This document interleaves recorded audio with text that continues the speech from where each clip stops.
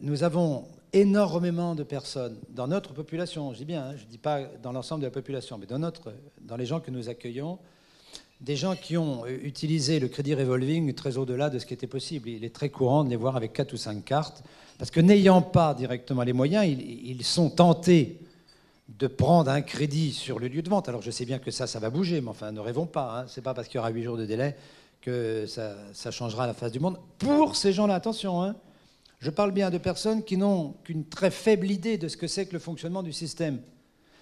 Donc ce qu'on voit aujourd'hui, c'est des gens qui ont des cartes de crédit revolving et qui s'enfoncent doucement parce qu'il arrive un moment où ils n'arrivent même plus à payer les intérêts.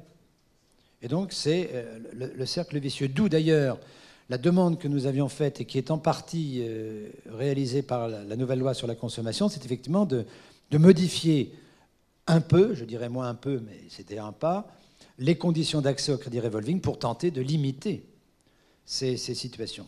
Mais on a connu aussi des gens, et on en voit, qui ont des prêts remboursables et qui n'arrivent pas à honorer leurs échéances et qui ne sont pas pris en charge par la banque pour essayer de comprendre ce qui se passe. Alors attention, il y a des exceptions. Hein. Il y a le parcours confiance, il y a l'action que fait Crésus, il y a chez des concurrents les points passerelles.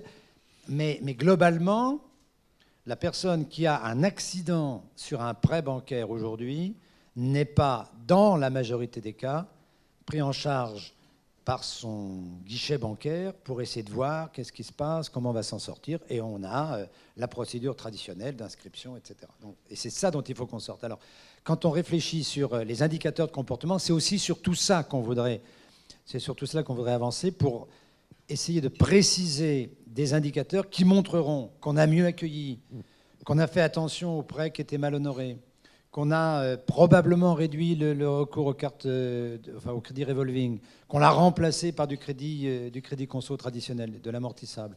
Voilà. Donc il faut qu'on arrive, et on a bien avancé là-dessus, à trouver cet indicateur qui montre qu'il y a des banques qui jouent vraiment le jeu. Et il faut pour cela que celles qui jouent le jeu puissent trouver un bout de récompense. Alors il y a la récompense de l'opinion publique, et ceux qui joueront le jeu ne manqueront pas de communiquer dessus. Mais je pense aussi qu'il faut qu'on ait un outil, et c'est pour ça que je parlais du fonds de cohésion sociale, qui permette, par exemple, par des garanties particulières sur des prêts plus risqués, de pouvoir avancer.